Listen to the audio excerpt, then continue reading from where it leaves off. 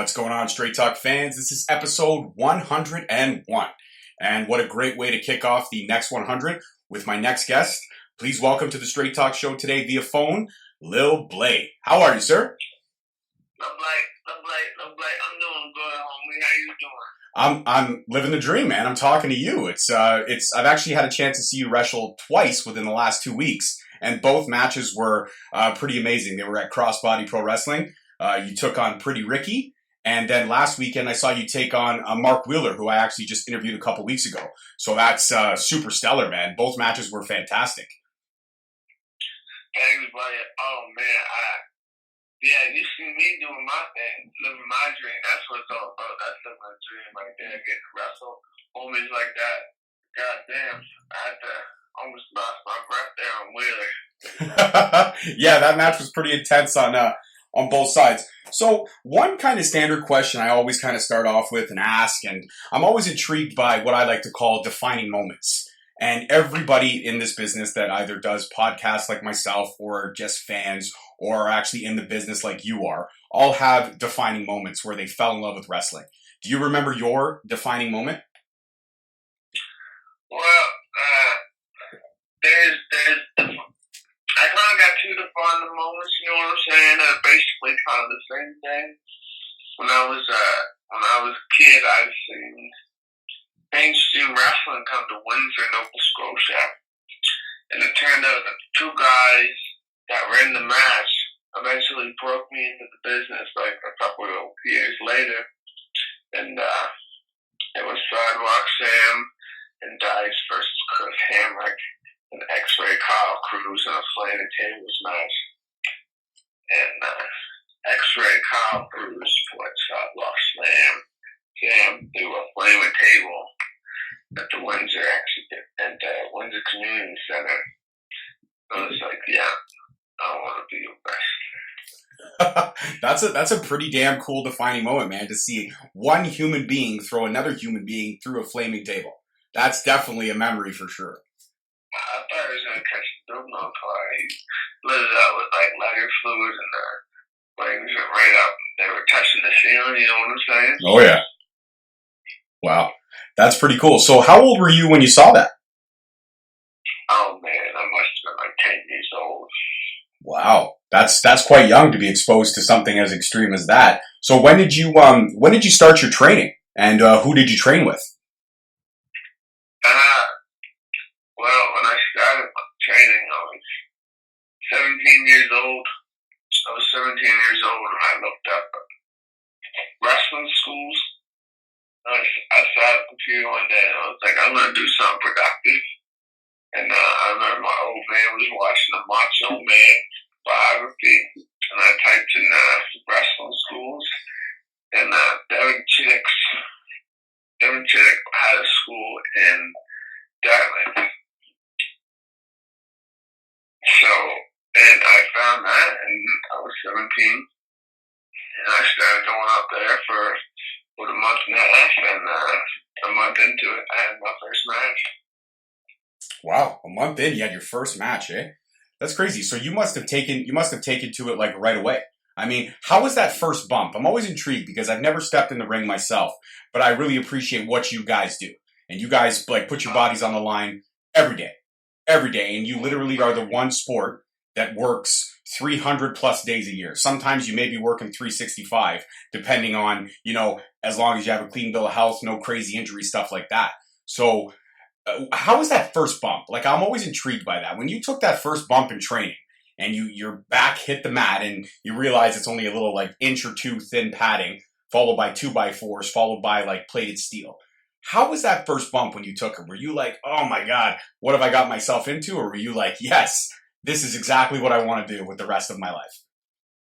Well, really, the first bump stopped about as much as my first match, so that's kind of what I thought there. And I was like, what? I was like, there's got to be an easy way to do that. And eventually, I figured it out, but I knew I wanted it.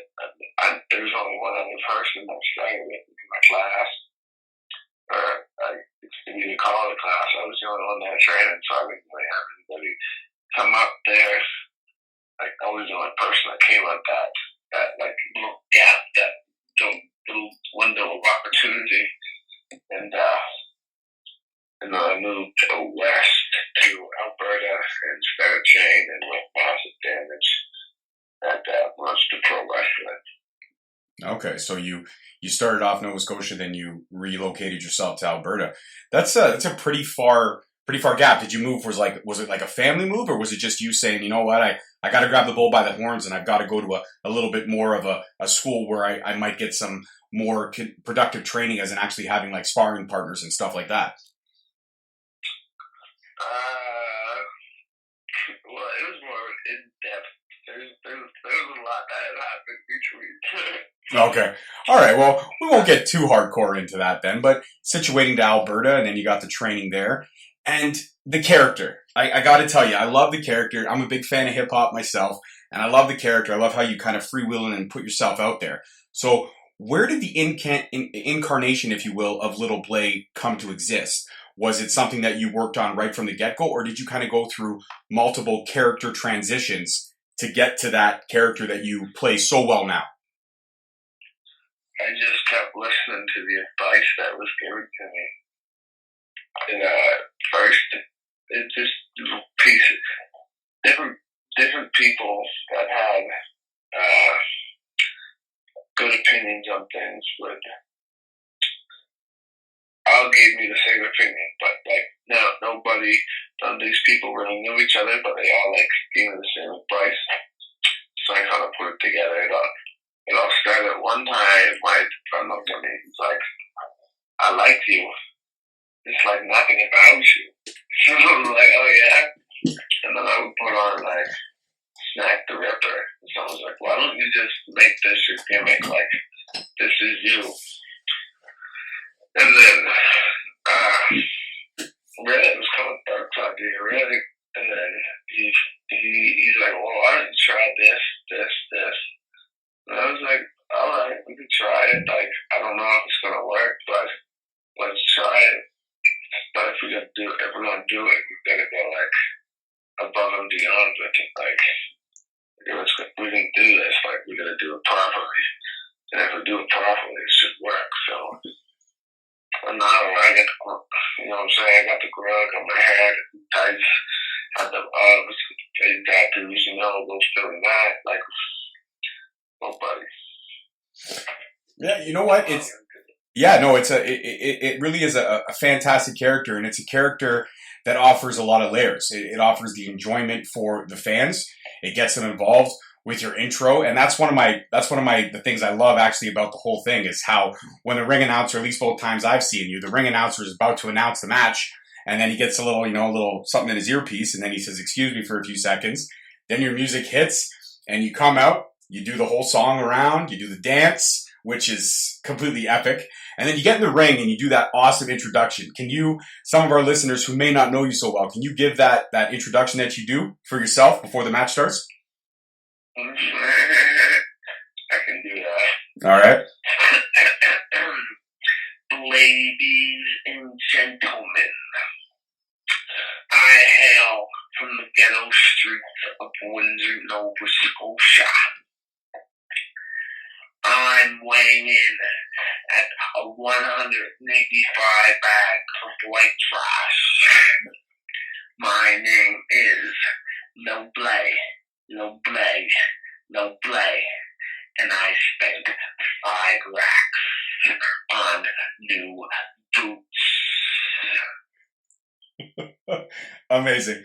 Absolutely amazing. So as you progressed in your career and, you got more matches and more opportunities and it's been on the indie scene, but you definitely could tell that, you're making the right moves and the right decisions and you're getting to wrestle some great talent, and great talent is getting to wrestle you, who is also another great talent. Is there anybody on the indie scene that any of the matches that you've had thus far in your career that kind of stand out to you as like, you know what, that right there is one of my best bodies of work thus far? Is there one match that kind of sticks out with you? Like out of the ones I've seen, I really enjoyed the one with Pretty Ricky, but that's a little bit more comedy oriented because that's kind of Ricky's style. But the match with Mark Wheeler, you both really got to show off your skill sets. You got to show off your speed, your agility, how fast you really are. And actually, your strength is quite deceiving. I wouldn't know how strong you are until I saw you. I mean, Wheeler's probably got 40, 45 pounds on you, but you threw him around the ring a couple times pretty hard. So I give you kudos on the strength aspect as well. It's very, you wouldn't know it unless you saw it. So, but is there one match that you've had thus far that sticks out and you're like, yeah, that's kind of the best story that I told in the ring so far? Well, I really like the recent ones. There's a recent one I had that was a lot of fun. It was me, Channing Decker, Dynamite Dylan Davis, and Aiden Prince for the NSPW Maritime title. And there's just a lot of different aspects that went into it, and a lot of like really fun moments. Like I whipped out there's some silly string versus some staplers, and there's tables, and there's all kinds of fun stuff. Because I wrestled Dino, I mean, a lot, and I wrestled my first match as his character was versus Decker. So then, like, we put that in there, and that's already some good chemistry. And you got Aiden, and I just like instantly gelled with Aiden, and like instant gel with like all three of these guys, and then we throw in there. That was good right down though. Yeah, no, that match, I'll have to definitely check it out, but it sounds like it was definitely stellar. I mean, I've interviewed Aiden Prince. He's actually a very good friend of mine. He's fantastic talent. Channing Decker, I've seen a bunch of times. Haven't been able to get him on the show, but you better believe I'll track him down. So if you're talking to him again, put in a good word for me, okay? I'll see him this weekend. He's coming down for the show. He's wrestling Kevin Blanchard this weekend. Oh, perfect. So you're gonna put in a good word and be like, "Hey, man, I interviewed George from Straight Talk interviewed me, man. He's top notch. You got to get on the show." I'm gonna use the word top shelf instead. Top shelf. I love it. I love it. It's absolutely beautiful. So, what about your influences? Because from your style, I can see a lot of different things. You have a great ground game. Like I said, the speed is there. You're a high flyer when you can, when you want to. So, what about your influences? Who are some wrestlers that you look up to wholeheartedly as like some of the biggest guys for you that influence you the most? Whether it be, I don't know, maybe a Shawn Michaels, Edge, Christian, a Jericho. Who is Little Blay's influences in the ring? Guys that he looks up to, or maybe even girls that he might look up to. Well, you see, my three. I kind of think you want to take parts of.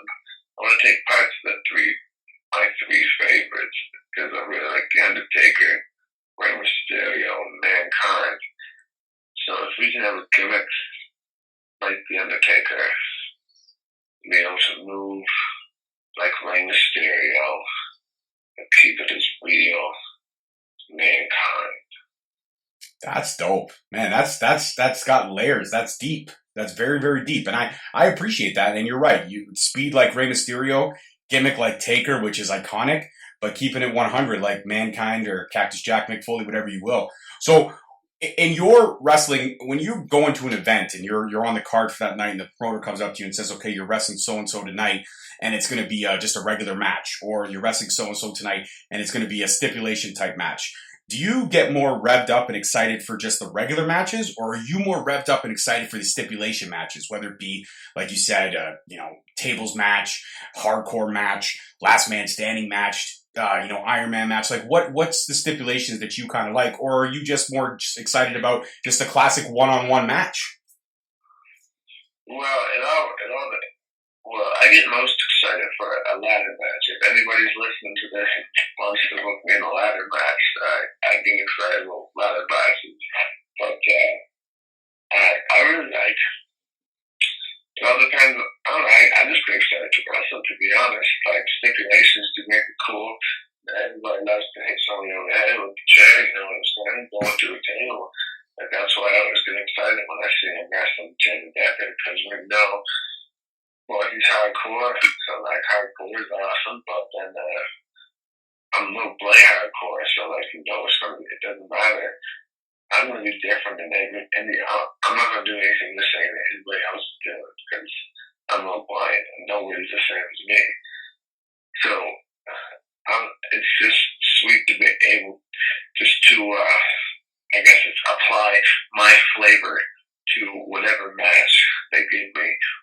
even if it is a singles match, it's like, okay, now it's my flavor of this person. And then, like, when you start putting different flavors of different stipulations, I'm just always so excited to wrestle. Yeah, I can see that. I can really see the enjoyment. And you can see that in most people who choose to step into that ring. You can see the enjoyment that they have. And if there isn't the enjoyment, then they should probably rethink their decisions. But with you, I could see a lot of things. I could see how much you absolutely love the business, how respectful you are of the business, and how, like I said, the character is top notch. I've had the pleasure of seeing you wrestle twice, and I've had the pleasure of speaking to you after the matches, and you are probably one of the most genuine people that I've ever spoke to. When I came up to you last week and when I saw you introduce myself, I gave you my card right away. You were very accommodating. You were like, absolutely. And I've even seen you with the fans, whether it be the older fans or the little kids, you really go the next step. And that's something that always going to stick out in somebody's mind. So if there's any little boys or girls that are watching this and they're thinking about living out this dream like you are now, is there any advice that you would want to pass on to them that might have been given to you, or any advice that you've learned in your time in the business so far? When you look down and you think, some little boy or little girl walks up to you at the show and says, man, I love you. You're like my favorite. I can't wait to get into this business one day. Any advice for me? What would you tell that kid standing in front of you asking about this business? You're only going to learn something if you want to learn something. You're going to learn it. Like, if you really want to learn something, you'll learn it. But if you try to put knowledge on yourself and you're not actually there to learn, you're not going to progress or move forward. So when you go to school and they're like teaching you and you're not paying attention, it's because you don't want to learn. That's why you're not going to proceed. But if you go to school and you want to learn, then you're going to learn, and then you're going to pass. And if you apply that to anything that you're actually going to learn about, if you want to learn how to be the best professional wrestler ever, you will. If that's what you want to learn, that's what you learn. But you have to make sure that when you're applying yourself to something, that's what you want. Because when you do find what you want, then you'll do it. And well, because you want to learn it. Yeah. So you're only going to learn if you want to learn. Good. I get, man, you got layers to you, bro. You're quite deep. That's quite deep. I love it. Absolutely love it. So what's the end goal for LIL BLAY? Like, let's be honest. I mean, wrestling the indies, for sure it's fun. But let's say that, you have an opportunity to go to, I'm going to throw a couple companies out. Let's say you have the opportunity to go to maybe a WWE, maybe AEW, because it's the new, kind of big dog coming up in town. Maybe New Japan, maybe Impact Wrestling, maybe even Ring of Honor. Because those five, I mentioned those five because those are the five I myself watch faithfully. Let's say all the contracts are exactly the same amount of dates, same money. Which one would you choose to go to if given the opportunity?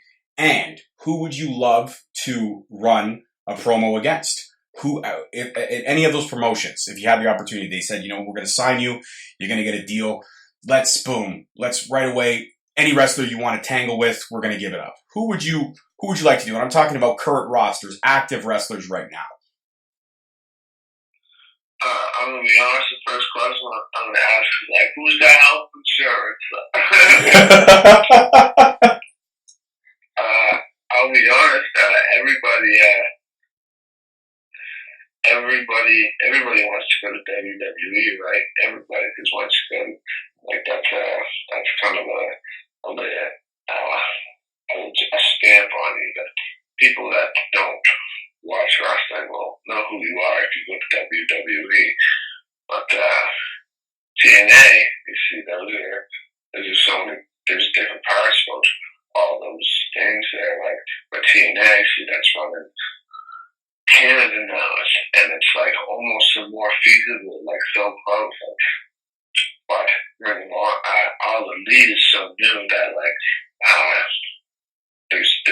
you're rubbing shoulders now with more and more guys who are elite, but New Japan and Ring of Honor, those are where guys make a name for themselves, put their don't say about themselves are places like Japan and Ring of Honor. So honestly, it's really hard to say like where you would really want to go when you don't have any of those stamps on you. But I guess I think AEW would be fun to go to. Especially if they have all the buzz right now.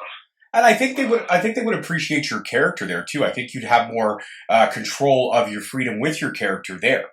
So I like the choice. I do. I like the choice for you. I think that's the right move to make if given the opportunity. Who would you like to go up against right out the gate, though? Who would be the first wrestler you would kind of run a little rivalry with, if you could? Honestly, I'd like to wrestle Darby Allin, to be honest. I like it. I like it a lot. I think that match would be a barn burner. Would it be a regular singles match, or I mean, again, I know you love the stipulations, so would we throw in maybe a ladder? Would it be a hardcore match? What would Little Blay like to run with Darby Allin, if you could? I'd like to know what he wants to run to get him to stipulation. Like, what do you want to do, bro? That's what I would do. So whatever he was game for, you'd be down for 100%. Yeah.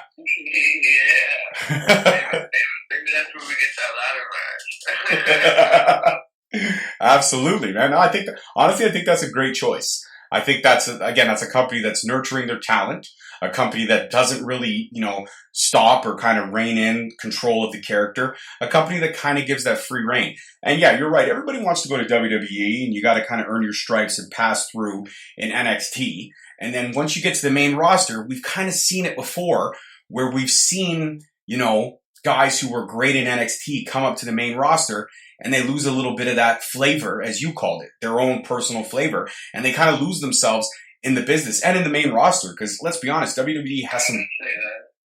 Well, you said I mentioned flavor. You mentioned flavor. I didn't say that you said they lose their flavor. I'm just saying whatever flavor they may have gained or however they may have earned their stripes in NXT. Sometimes, it's my own personal opinion, sometimes when they get to the main roster, they kind of lose themselves. So I think AEW for you and your character would be more of a great choice, because I think you'd have more character freedom there than you possibly wouldn't in WWE. Because we've seen it. I mean, at least I've seen it. I definitely see that. You get a lot of characters there that are outrageous and very out there. Like, that's a character that are like original characters, I guess, like Jungle Boy and Luchasaurus and Uno and Grayson and Bucks and Sonny Kiss and all kinds of like people out there with that's a character. Yeah, and that's what I mean. I mean, there's definitely more character freedom in AEW, in my opinion, than there would be in a WWE. So what about, for you, what about dream matches? I mean, everybody's got one. Any wrestler in any time period they would love to take. I think maybe I might know your answer, but I'm not sure. But I'm thinking that you would probably kind of maybe lean towards The Undertaker. But if not given, I mean, this is again a dream match, a PS4 match, if you will. Who would you love to wrestle with in a dream situation that you couldn't potentially get like now? I don't know. To be honest with this question, every answer to this question changes every time somebody asks it. Because, like, oh man, if I say this guy's over here, but yeah. I don't know. Maybe right now, Eli Everfly. Yeah, again, I love the answers to the questions because you're throwing out curveballs, guys I wouldn't necessarily expect. So that's fantastic. That's a great. You know what? Anybody that we could be looked at with, we got to figure out how to make that happen. We got to figure it out. Yeah. We got to be able to make that happen. Got to put a stamp on that, man, for sure. My God, I'm seeing all the possibilities in my head right now. That's impressive.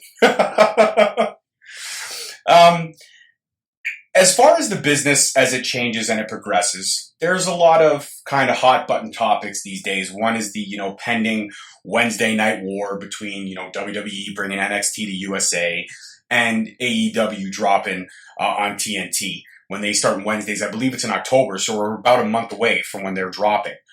And then there's also the hot button topic of kind of intergender wrestling.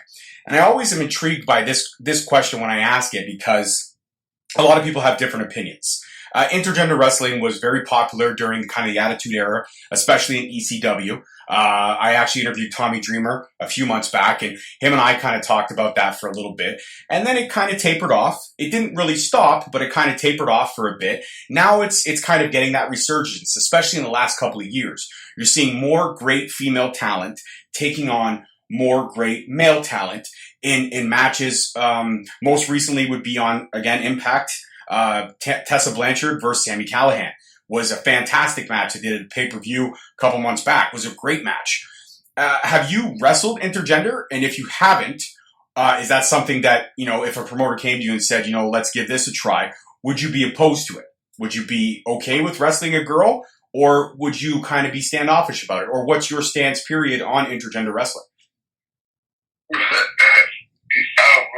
Promoter asked me to do whatever that needs to be done. I've done intergender wrestling before. I thought I had a rather good one, to be honest. But it wasn't the best, and we told a story, but I believe that if you're going to do intergender wrestling, then take advantage of the story that you're being presented and use your materials right. I guess it's like you're gonna wrestle a girl, make that story. If you go over and you punch that girl in the face at the beginning of the match, one, nothing is gonna make sense. Two, I'm probably gonna shut her off. But I'm not saying that punching them would be any different than punching somebody else in the face. But it would apply the same way. I guess people think about it like black eyes and stuff like that, so you really gotta pick and choose where you put them to make them really mean something. So you punch a guy 50 times, he's still standing up.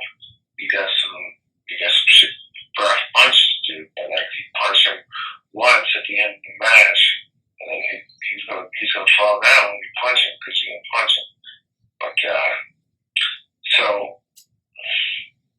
you have things that have to be put together a certain way, and if you put matches together the way they're supposed to be, or that's what I'm trying to say. The way they're supposed to be, they are good, and that includes intergender matches. You're 100% right. If the story's told correctly, any match can be, a barn burner, 7-star, 10-star, however you want to word it. So you're 100% right. The story's got to be told correctly, the right way, to make the story make sense. And that's what a lot of people who aren't wrestling fans, they don't understand. They just see it as, for intergender specifically, they would see, that's a guy hitting a girl. Well, no, there's more to it than that. When they're in the ring, you're telling a story. Whether it be facing a woman or facing a man, you're telling a story. And you want to present that story in such a way. So your answer was bang on. Actually, probably one of the strongest interpretations I've heard answer to the question. So I thank you for that. I appreciate that. One question I'm always curious about, and it seems like, because you mentioned your dad earlier, so just family. How is your family? Because I've interviewed some wrestlers where their family is against it completely, them wrestling. Their family is kind of on the fence about it, and their family is absolutely thrilled that they're following their dream, and they'll come out to every possible show they can get to cheer on that wrestler that I've talked to. How is your support system around you in terms of family? Well, right off the bat, I'm going to go ahead and say that when I was a kid, it was a long portion of time where I wasn't allowed to watch wrestling or listen to rap music. And here we are now. Here we are now. I remember I get super into it when we went to the shows. One time, Portia Perez was wrestling and she hit the ropes, and I jumped out of the crowd.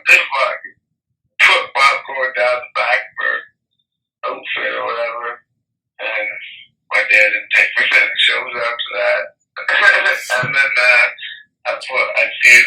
brother and them training when I was a kid in the kitchen after he stopped taking me to shows, and I had to move on my brother, and they started letting me watch that all together.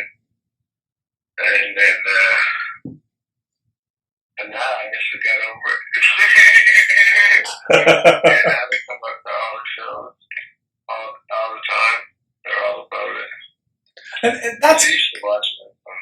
And I remember it was something like my old man, his chick's girlfriend or something like that. She said, yeah, I could get you in the wrestling if you want it.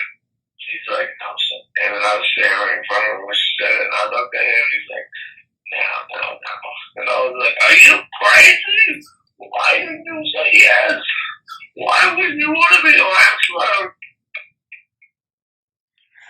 Yeah. And you know, that's great though. That's great that you have that support system, because that's a big deal. Sometimes, you know, you kind of lose your family time, especially when you're on the road. So sometimes when they're coming to that shows, you kind of get that bonus time, if you will, to kind of hang out with your family after the show or before the show, and they get to see what you do. And what you do in the ring is fantastic. Anybody that chooses to step in that ring, like I said, I treat them with the utmost respect, because I respect what they do. You guys put your bodies on the line for us fans all the time to tell a great story and be entertaining. And that's at the end of the day, that's what it's about. It's about the entertainment factor. And you got that in bunches, man. The first time I saw you at Crossbody, when Ben brought you in, and Ben is amazing at bringing in great talent that I myself had never seen. And when I saw you, I was like, man, this guy's special. The character, the work ethic, you could see that you want it. And that's truly what it's all about. It's all about wanting it and being in the business. So kudos to you for bringing this character to us fans, because it's a special character. And I hope to see it grow so much further than, I mean, you've already started off great. It's growing. I hope to see it grow 10 times more further than it already is. I hope one day I see you on a WrestleMania stage or an NXT stage, and I'm like, yeah, I interviewed that guy. He's amazing. He's amazing. It's going to happen one day.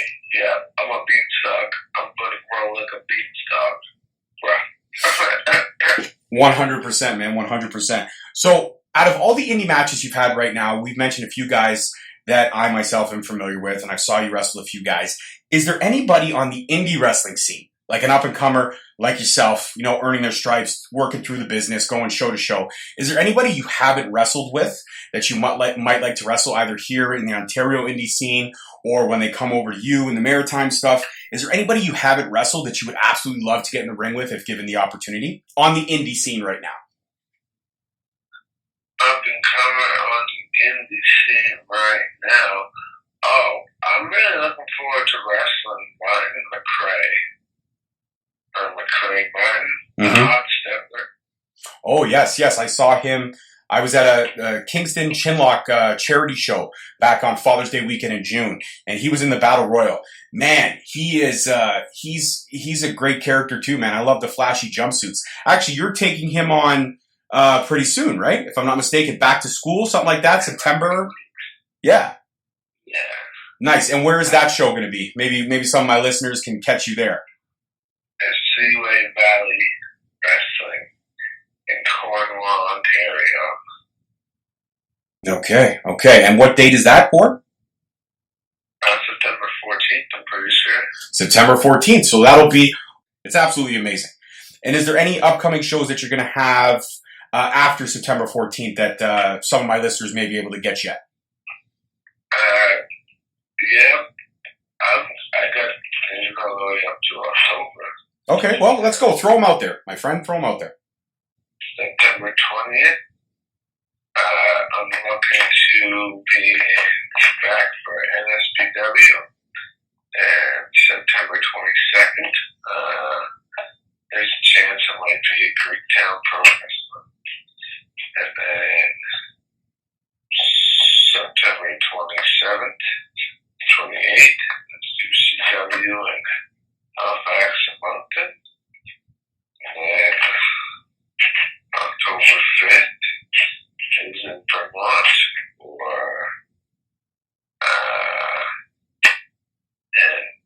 and Maine. And on October 12th, I'm going to Maine for Pro Wrestling Takeover. Yes, sir. you got like your calendar is filling up, my man. You got like gig after gig after gig, and that's incredible. That's incredible. But that match in Cornwall, I may have to make the trip out there, man. I may have to check that one out because you versus the Hot Stepper, that sounds intriguing to me, man. That sounds really intriguing to me. So I'm gonna have to see. I might have to see if I can get some tickets to go out to that one, man. It's gonna be impressive.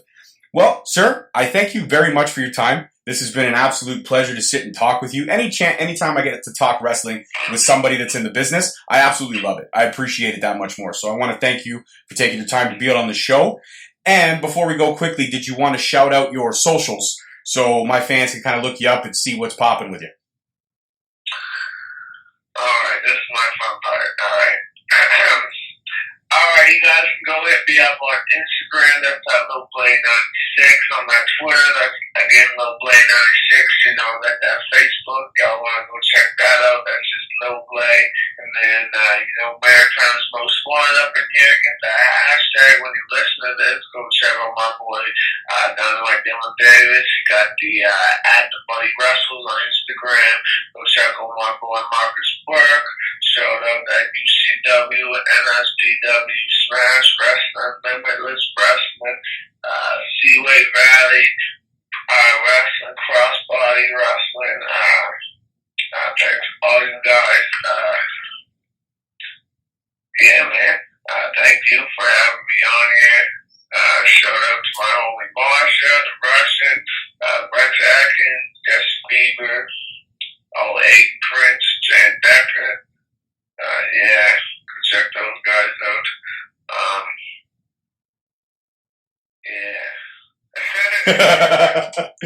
All right, well, Little Blade, thank you so much again for being, man. Episode 101.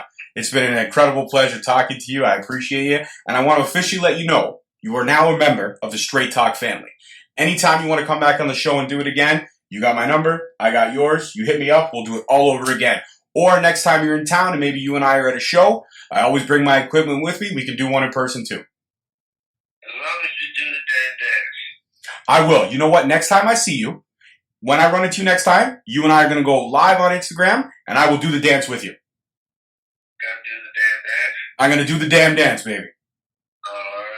All right. Thank you again so much, sir. It was a pleasure talking to you and enjoy the rest of your evening. Thank you, homie. Thanks for having me. All right, man. Take care. Take care, homie. Bye. Well, guys, that was Lil Blay. That was an absolute pleasure. Great character, great up-and-coming wrestler. Check him out on all his socials. And that's it for 101, man. It's a little bit short, but I loved it. I absolutely loved the interview. I loved how candid he was, stayed in character, all that good stuff. It was a lot of fun. It was a pleasure. So remember, check him out on all his socials. And that's it for 101. This one's in the can. 102, I want to tell you, but by now you know I'm not going to. So make sure you check out all the Straight Talk socials. You'll hear it at the end of the show. And don't forget to check out ProWrestlingTees.com. I've got a couple shirts up there. Help support the show. Anything you purchase on there, any money I make goes right back into the show for better production, all that kind of stuff. So please, please, please support the show. As always, I appreciate you guys taking the time out to listen. I am your host, George McKay. That's it for me today. I will see you guys next week.